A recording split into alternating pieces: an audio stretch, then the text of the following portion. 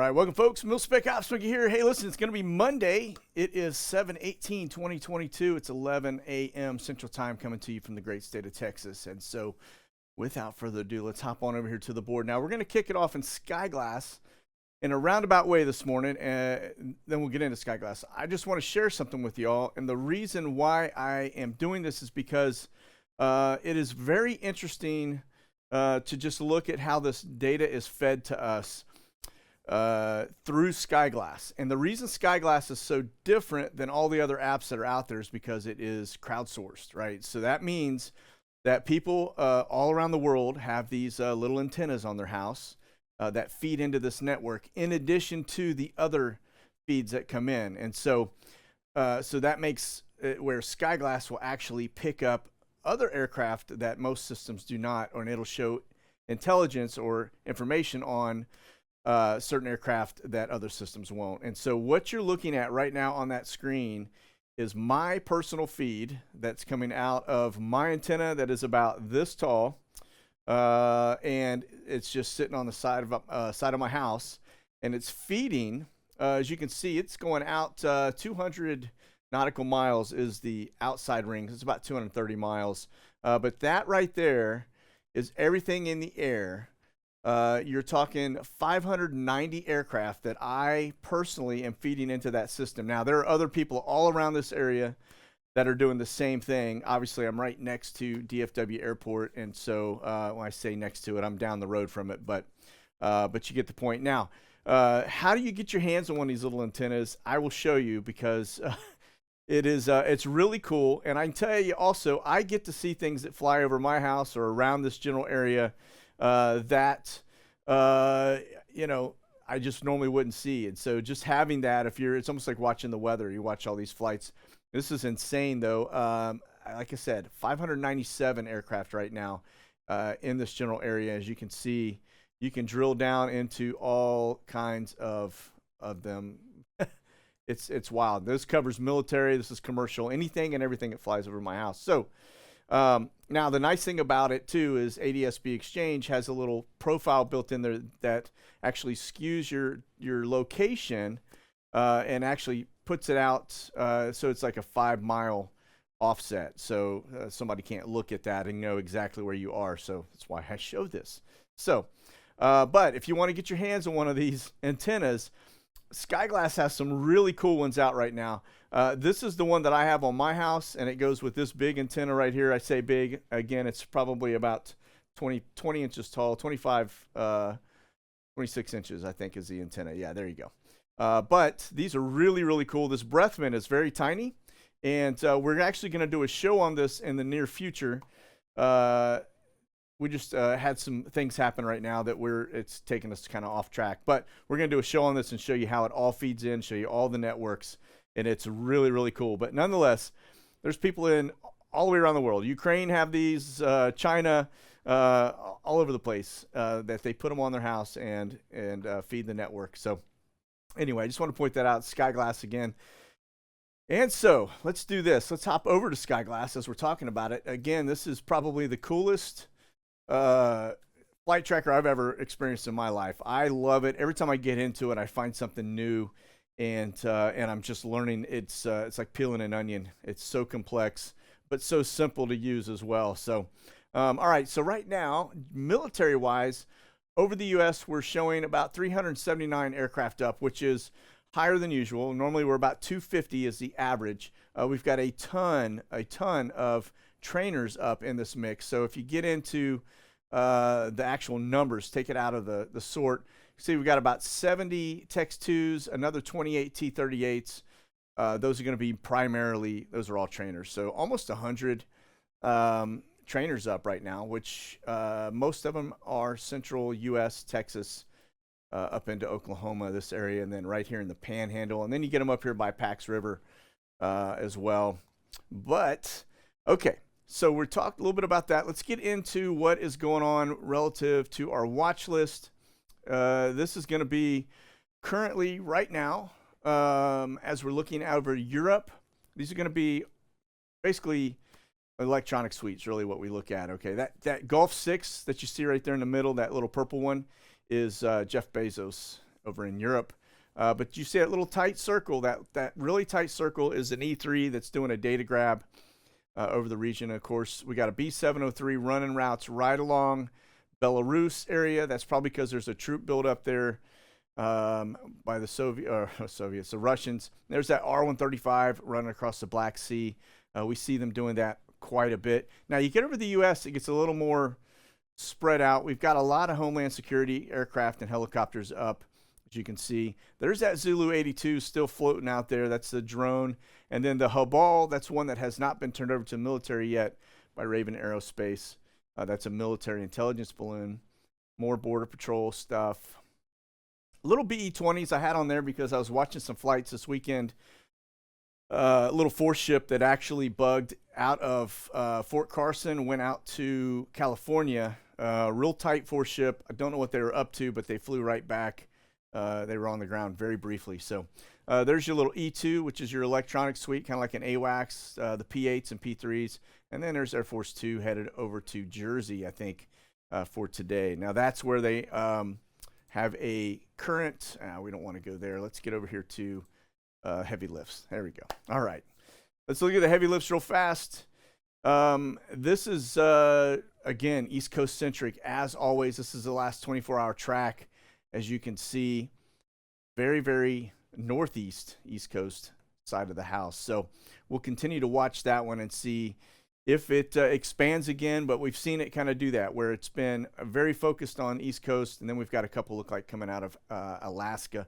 We may be moving some more assets up there because of the Russian talk about taking over some of that out there in the Azores. So, okay. Now, this is Europe. Note this path right here for the heavies.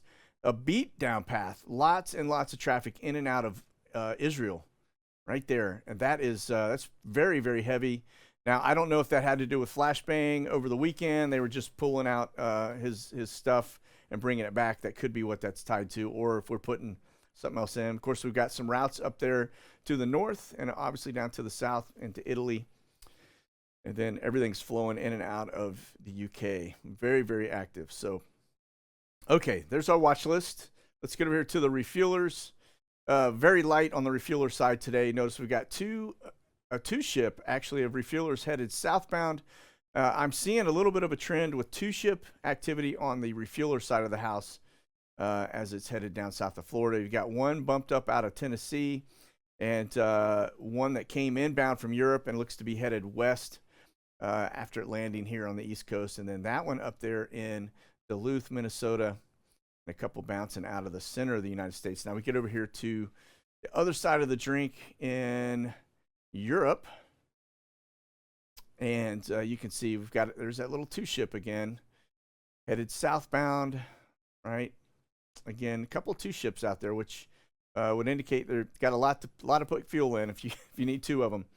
So, and there's that one over Constanta, which is always there, right? All right. Now, let's go. Let me get us back over here to our main screen. And then we'll start it out.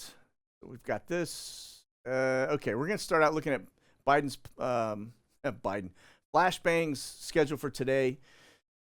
Nothing really on there. I imagine he is probably in all kinds of good form after being overseas and having jet lag and everything else. So looks like he's not doing anything here in the White House.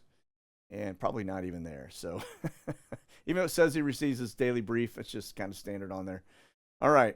This is one that's going to get your definitely get your panties in a wad. I will tell you, if we allow this, we as citizens are not holding our government accountable, and we need to find ways to stop it. But this, right now, flashbang is actually tabled an idea that will put $1 trillion into Iran in the next 6 years. So over time, you may remember we already gave them $100 billion, and then we sent them $400 million in cash, cold hard cash, on a C-130, and then of course Trump came in and shut down some of that. But it looks like these idiots are poised to put more money in there. Now, the last time we gave them all that money, they used it to fight a proxy war. They funded stuff in Yemen and Syria and all over the place. So Lebanon And so that's what they did with our money. So here we are, giving more money out. You know this is going to happen. So again, we need to hold them accountable for that. This is unacceptable. All right. Over to the next thing. Why hasn't the Russian economy tanked yet? Yeah, I think they're probably all realizing that the sanctions don't work, and in fact, it's actually hurting everybody else, and that these guys are already preset.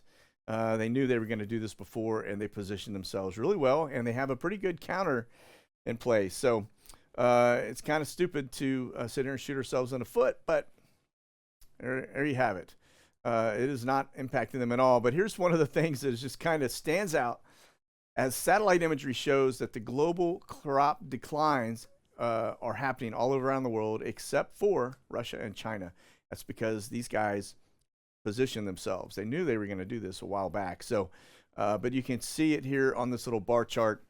Russia, China, Canada, all doing pretty well. Of course, Canada is now investing about $8.4 million into bug farms so that they can start eating locusts and crickets and all the other fun stuff. Like old John in the wilderness. So a little bit of honey, it's all good, right? But that looks like they're looking at alternate sources of food up there. And then all of these here are basically upside down on their crop production. Now, part of that is due to things like this, where we have this relentless heat wave coming into Texas, the Central Plains, bringing the hottest temperatures of the year. Yeah, I will tell you it's going to be 110 degrees Fahrenheit here today in DFW. And I think it's 108 tomorrow, so not good. Very, very hot for this time of year, and we're not even into the hottest time of year yet. So we've still got August and even September ahead, which is not a good sign because that's going to dry things out very quickly, and it's going to put us into the old fire criteria. Okay, now let's bounce over to this. Before we get into all the aircraft stuff, these are things we need to have eyes on because this impacts us, whether you believe it or not. El Salvador, Ghana, Tunisia, Pakistan, Egypt, all of these countries, that's your top 5 that right now are on the brink of financial collapse in terms of the default on all of their monies. So, but there's a list of 25 here, and you're going to notice most of them are either South or Central America or Africa for the most part. Or Middle East. You're getting some of the Middle East stuff, but pretty crazy. But yeah, you start talking about defaulting on things. We have a lot of money in investment internationally, and when people start to default on them, we don't get paid. So it's not good by any means. You'll see another Sri Lanka if this happens, all right, in each one of these places. Because usually when the financial collapse takes place, you end up, the citizens typically come out and hold people accountable. So, all right, check this out. Now, this is going to be the cyber threat. I'm going to tie in something on this. You can see right now, this is actually Cisco and showing all the threats that are popping around the U.S. right now and across Europe. I mean, when you look at it, it's only 19. Doesn't seem like a lot, but these are pretty bad threats. That one's a malware threat. And then you get over here to our Star Wars map. And as you can see, it is firing. The U.S. has been taking a brunt of it, and I've actually started to experience some of that myself, seeing systems go offline and go down for hours, if not a day or so, right? But here's where it gets really, really interesting. Now, this is an older article, but it is relevant. And I want to point out why it's relevant, because when I saw this, I started reading it, and I saw the date on it, and then I thought about what's going on today in the world. This is a very, very large risk, given the fact that the Russians have pushed out all 70 of their submarines, not to mention the Chinese have, as the Americans have. Now, we do have a system called SOSUS that's on the bottom of the ocean all around the world so that we can detect when a submarine passes, and we can usually tell who it is. And so we monitor the ocean bottom and the floor to make sure nothing happens with this. But check this is this is a data point right here. Undersea cables are the nerves of the global economy and carry about 90% of all global communications, which is worth a total of about $10 trillion a day. All right. Now, here's the one that gets me. Okay. If they were severed, it could potentially cause stock markets to crash and food deliveries to fail. What are we experiencing around the world right now? We are very susceptible to this. All it takes is somebody to come in and do a little, and off to the races they go. Yeah, it would basically shut down. You don't need to fly anything into a building, or at the New York Stock Exchange like 9/11, where it almost tumbled the economy from that. But imagine if you cut these cables, there goes everything. So eyes on this one, because if somebody gets really stupid and does this, man, you talk about bad, very bad. All right. So again, just pointing that one out. That's a Polaris sub, by the way. Notice the tubes on the front. That's the one that carries the 100 megaton torpedo, or 6 of them, I believe. So, all right, onward and outward. So this is actually one of our little Lockheed EP3. It's an Ares 2, running some routes over here over Constanta. You can see doing a little bit of work there, right there on the corner of the Black Sea. Now, if you haven't heard of the EP3, this is a little different than our usual P3 Orion. This is an Ares 2. It's a new platform, and you can see this is what it is. It's basically a P3 with an electronic suite that has been upgraded. You notice all the dog houses and things hanging off of this, that little dome on the bottom. I would imagine this is a pretty powerful tool. It looks like we've got 16 of these in the fleet right here, inventory 16. So I haven't really noticed these around the world. I probably haven't been really looking for the EP3s, just the regular P3s. But we'll add this to our quiver and see if we can't find them, see where they're located. But this one right now looks to be doing some stuff right there over Constanta. Remember, that's a P3. It's a sub hunter. So more than likely they're looking for Russian subs in this region right here. All right, let me back this up a tad and see if we've got another, and that's going to be your R135. Again, this thing can track a soccer ball from about 300 miles away, an object the size of a soccer ball. So, but you can see them running those routes right here across the Black Sea, and that thing is all the way up here into Crimea, probably looking at everything going on there, all the way down to Turkey. Broad brush, all right, and that's actually the Brits, not the U.S. Okay, let's talk marine traffic just for a minute now. Yesterday, I was actually watching one of the destroyers come out of Norfolk that was hanging out in this general area. It's the destroyer, I can't remember the name of it off the top of my head, but it actually is the one that has cruise missiles on it, and it looked pretty doggone impressive. So I don't know what they were doing out there. They may have been actually setting sail, and I just caught them coming out of the port.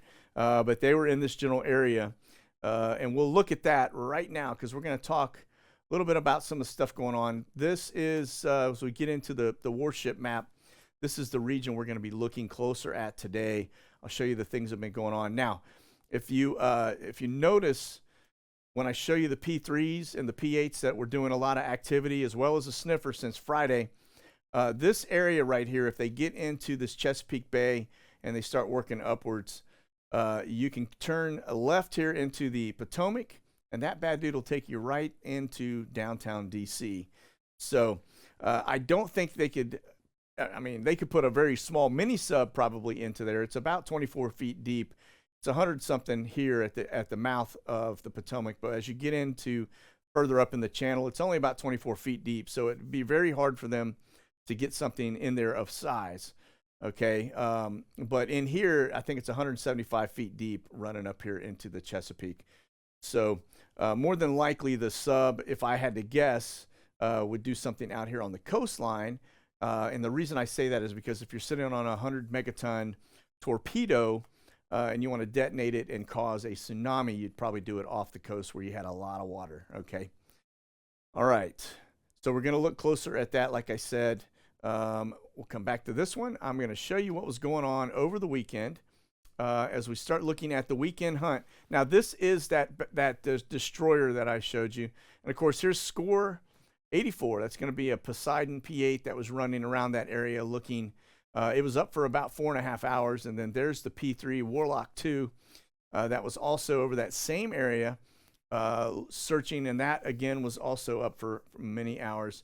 And it didn't just stop there. It was pretty consistent every day throughout the weekend. And so I just showed you just some, give you kind of a high level overview of where they're looking and why they were looking. Now notice that's you got the mouth of the Potomac right there at the very end of one side, and then the Chesapeake running all the way up in the center of that. But they were definitely looking for something over the weekend. All right.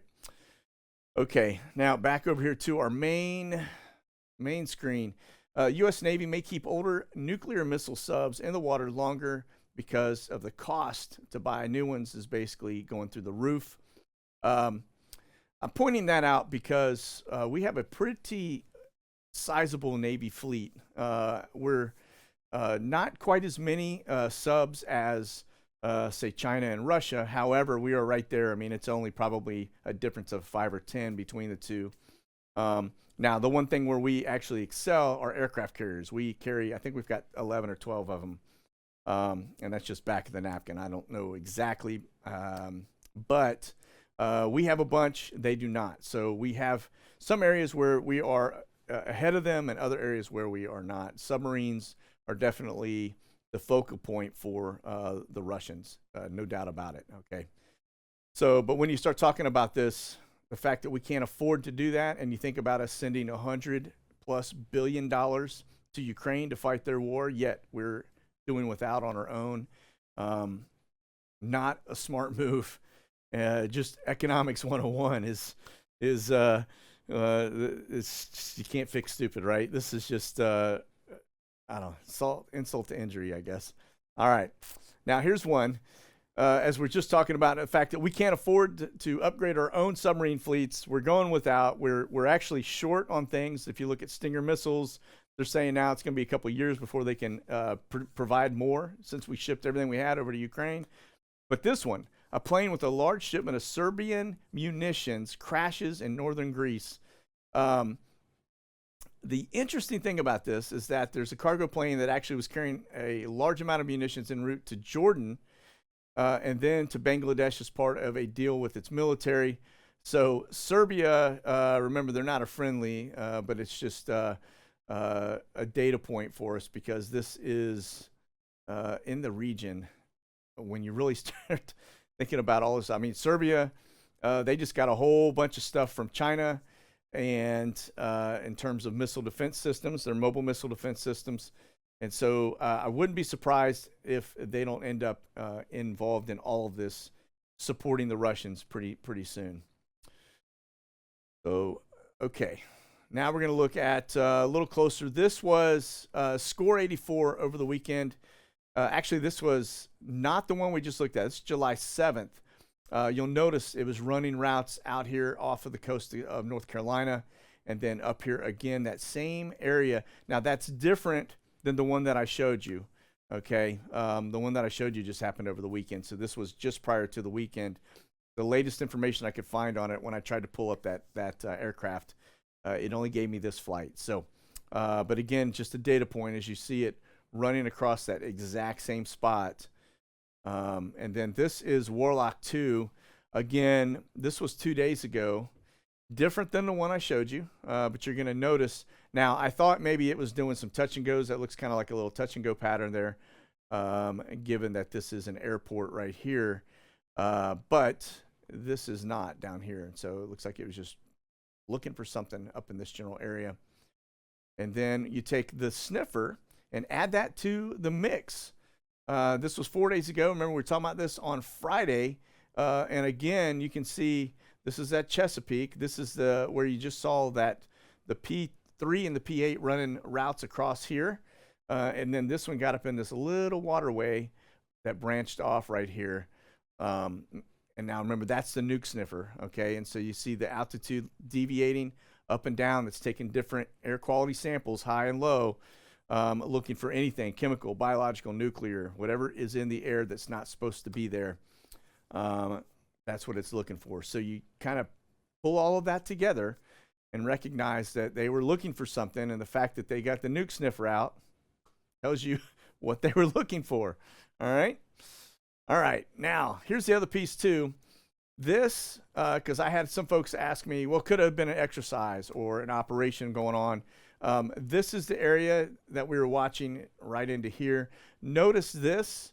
This is not an exercise or an operation. This is actually a warning, a danger activated area. So it looks like we've got stuff right off the coastline here and then right here off of Jersey. Now, these are your TFRs you see right here where Flashbang is headed, or not Flashbang, but Bob Marley. And you know when you just look at it that it's Bob Marley because of the size of the TFR. Flashbang's TFRs are giant like this, and Bob Marley's are like this. That's because she's younger and faster than old Flashbang. So, but we back up. You can see it's a little bit of a step down here in the U.S. relative to NOTAMs and the things going on out here. This seems to be a little bit of a downtrend. This stuff has been here. It's kind of constant. Doesn't look like it's going away anytime soon. What we're looking for is this is our baseline, and as things increase or things change here in the U.S., we'll continue to watch it, and that'll give us more of an indicator of what's going on as well. Okay. Now, let me see. We're going to bounce out of this, and let's hop on over here to our next little thing. Ukrainian intelligence assumes the HIMARS can be used on Russian facilities in occupied Crimea. This one, if you want to see this whole thing go hot very quickly, let Ukraine start popping off with the HIMARS that we gave them into Russian facilities in Crimea. Now, if you're not familiar where Crimea is, we'll back out on our map here. Let me get over to the Black Sea, and we can show you. This is the area that they're talking about. This is Crimea, okay? And so if Ukraine starts popping off stuff here using the HIMARS, I will imagine, or I would imagine that Russia will retaliate against the United States, because the last time they started using the HIMARS and hitting their Russian stuff, Putin got pretty hot pretty quickly, and we started hearing the term nuclear bounce around quite a bit. So if they start using our HIMARS to pop off stuff in Crimea, I'm predicting that this thing goes very badly, very quickly. All right. Okay. So let's take a look at the map right now, what's going on in Ukraine relative to the latest and greatest between them and Russia. These blue are new missile warnings telling people to take cover. As you can see, it is all the way out to the very tip of Ukraine, okay? These red dots up here are Russian troops. This is Belarus, and this is Crimea, right? Or not Crimea, sorry, Kiev right here. Crimea is down here. This is where they're talking about popping shots off with the HIMARS. And so, but very, very active, and it looks like the Russians are actually getting ready to step it up a notch on their next round. I would imagine this is going to be the next big focal point right here in Kiev. Okay, let's take a look at Syria too, talking about an area that's heating up in the region. Let's see if we can get this to pull in very quickly. Nice, it did. This is where kind of the U.S. base operations stuff is going on down here in this region. Israel right here, Lebanon up here. But you can see things happening right here on the border, as well as a bunch of stuff up here near Turkey. And just remember, from a troop perspective, we've got folks in Iraq. We've got them in Jordan. Outside of Jordan, we've got people in Egypt and Cairo, that general area. We know we've got stuff. We've got bases in Israel as well. But and then we've got stuff up here from a U.S. perspective. So we'll continue to watch this one. But this is very, very interesting. This is a great feed, by the way. It's called liveuamap.com, and it ties every story that comes in and puts an icon on the map at the location and where it's happened. So very, very cool. All right, over to the flights as we talk about troop movements. Some interesting things I'm seeing here. This one arrived out of Los Angeles. That's a national cargo bird, 747-400. And then it looks like from there it went to John F. Kennedy Airport, and then from there it probably went across the drink, if I had to guess. And then this one here arriving in from Syracuse. But then we've got this camber flight you can see rolling out, 747-400, headed up into Belgium. So but let's take a look at the arrivals and the departures over the weekend. Very active. Matter of fact, take a look at the board the last 2 weeks at the stuff that's on here. Very, very, very active. You can see there are a lot. That's a lot of troop movement, folks. That's flights coming inbound. And if we go, let me go to the departure side of the house. And you can see, again, look at all of the flights in and out. Now, I know for a fact, there's some mix in here of immigrant stuff, but it's very light. Most of this is going to be troop stuff, and this is what we talked about. This is what we expected to see, was a sea of flights. So we talk about it, and it doesn't feel quite as big as it does when you kind of roll it, take a step back at 100,000 foot level and really look at the big picture. And as you can see, there's a lot of flights here. A lot of troops headed outbound. And again, Biggs Army Airfield is a place that processes most of them. Okay. All right. Now over here, this is going to be your Omni flights. This one's coming out of Hawaii, headed into Anderson Air Force Base. This one looks like it's following suit, probably bounce into Hawaii, then straight over there as well. This one's headed up to Seattle, Tacoma. And this one is inbound from Sophia. And more than likely, they're either rotating troops or they're coming back to get more. I imagine with our numbers going up, you're probably not going to see as many coming back on a rotation, or they'll delay the rotation. They're probably more focused on putting assets in field right now. Okay, this is the only camera flight I had at the moment as I was checking it, but this one is rolling out of, let's see here, Cologne, Germany. And looks to be headed down south. Now, this is a Mediterranean. Italy here. This is Turkey right here, but it's at 31,000 feet at 590 miles an hour. More than likely, they're coming down here into, probably into Egypt, if I had to guess. But we won't know until it lands. All right. Now, this is going to be Ramstein. As you can see, we've got arrivals coming in from Dover and arrivals coming in from Doha. And the only one I see is this Atlas Air coming out to Baltimore. And then you got that Spar 76 that left and came right back. So that was probably taking a dignitary to someplace in the region. We'll pop on this and see where it went. But 6 hours, 32 minutes. And it looks like a Spar flight just flew around. That doesn't look right. Let's see if it, oh no. It was doing touch and goes for 6 hours and 32 minutes. Okay. Onward and upward. Here we go. This is going to be your Brits. This is the UK. Notice, got a lot of flights coming to the border here in Canada, right on the U.S. border. Always makes me a little nervous because, they are part of NATO. They're part of UN. Always makes you a little bit... I don't know. They seem to be very active in the United States. That is no doubt about it. And then these two bubbling out of the Middle East and Europe. All right, over to the Ruskies. Now, about an hour ago, I had 3 of them on the board. Right now, it looks like I only have 1 that is remaining. Looks to be headed southbound. That's going to be Moscow, headed down south. That's your Black Sea right here. This is Turkey. So I don't know where they're headed, but... we'll see later on. And this is going to be your Swift Air flights. Just want to point out how many are south of the border, as always. Man, it would be really nice to hear from somebody, Customs Border Patrol or whatever it may be, or somebody that's down there in the know as to whether or not these are exporting people or going down and picking them up and bringing them into the country. Now, I will tell you, we are, if we go to war, they're going to have to, the draft is definitely going to come back. We don't have enough assets to fight war on 2 fronts without putting a draft in.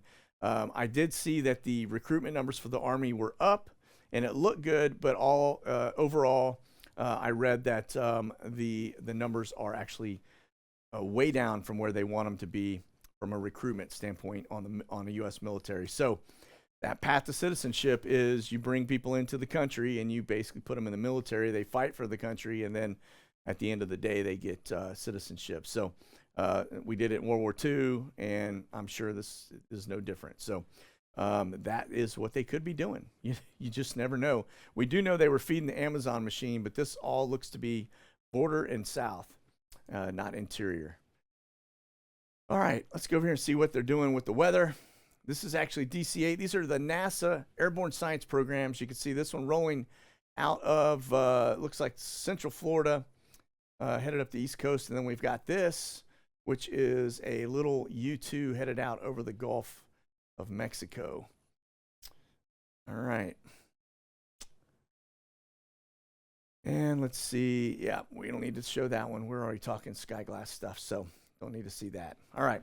Well, listen, that is going to do it. We'll continue to monitor the things going on up on the eastern seaboard, as that is I think, a very high-risk area for us, and see what happens. But it looks to me like every single day they've been doing it. And I need to look and see if they're doing it at night too, because if they are, that means they are really, really worried.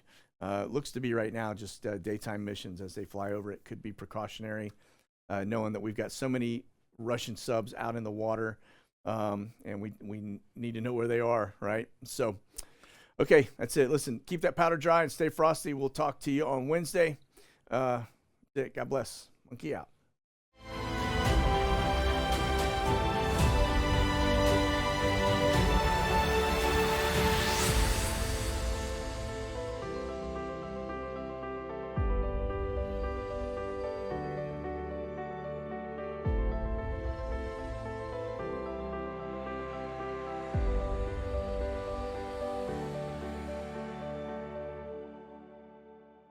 Check out the latest gear and products at monkeywerxus.com.